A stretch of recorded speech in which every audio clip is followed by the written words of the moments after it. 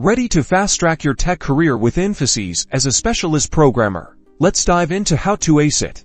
First things first, the required skills. Brush up on your favorite programming languages. Expect questions on data structures and algorithms. Think arrays, linked lists, trees, sorting algorithms, and their time complexities. Practice not just coding, but also problem solving. Next up, ace the interview.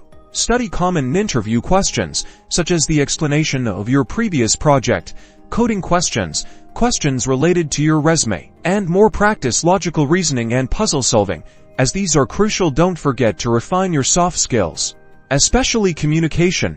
Be clear and concise. How do we prepare in a step-by-step way? First, craft a strong resume and cover letter that highlights your relevant skills. Next, prepare for online assessments and coding rounds. Research the format and practice mock tests. Finally, practice answering behavioral questions and research Infosys's values and culture. Prepare, and you shall succeed.